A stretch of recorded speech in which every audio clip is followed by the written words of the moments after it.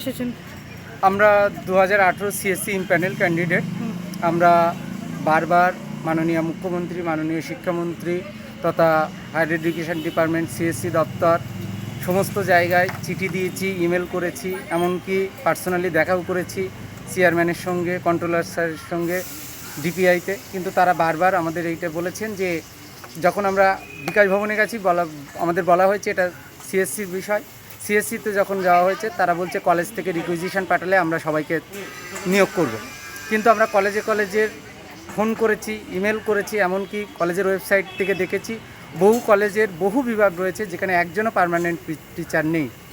এবং পশ্চিমবঙ্গের বহু কলেজের এমন বিভাগ রয়েছে যেখানে কয়েক বছর ধরেও কোনো পার্মানেন্ট টিচার ছাড়াই চলছে। এই সময় আমরা সরকারের কাছে বারবার আবেদন করেছি যে 2018 থেকে যেহেতু সিবিসিএস হয়েছে, ইউজিসি নিয়মে বলা হয়েছিল 6 মাসের মধ্যে সমস্ত পার্মানেন্ট টিচার নেওয়ার। আমরা যাবতীয় যোগ্যতার পরীক্ষা দিয়ে রেখেছি, আমাদের নেট সেট পিএইচডি আছে, আমরা ভাইভাতে ইমপ্যানেট, অথচ আমরা চাকরি পাচ্ছি না।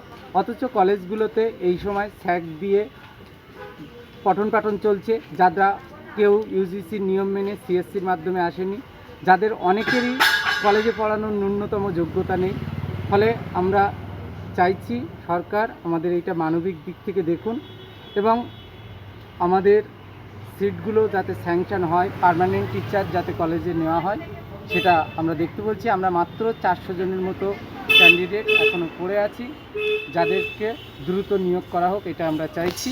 এটাই আমরা বারবার শিক্ষামন্ত্রী এবং মুখ্যমন্ত্রীকে জানানো সত্ত্বেও কোনো রকম কোনো স্টেপ তারা নিয়েছেন কিনা আমরা বুঝতে পারিনি। সেই জন্য আজকে আমরা মাননীয় শিক্ষামন্ত্রীর বাড়ি এখানে এসেছেন, কিন্তু কোভিডের কারণে তিনি দেখা করছেন না বলে আমাদের জানানো হয়েছে। আমরা বাইরে সেই সকাল থেকে অপেক্ষা করছি। আমরা চাই যে এইটা তারা দেখুন এবং আমাদের সকলের নিয়োগের জন্য তারা স্টেপ নিন। ধন্যবাদ।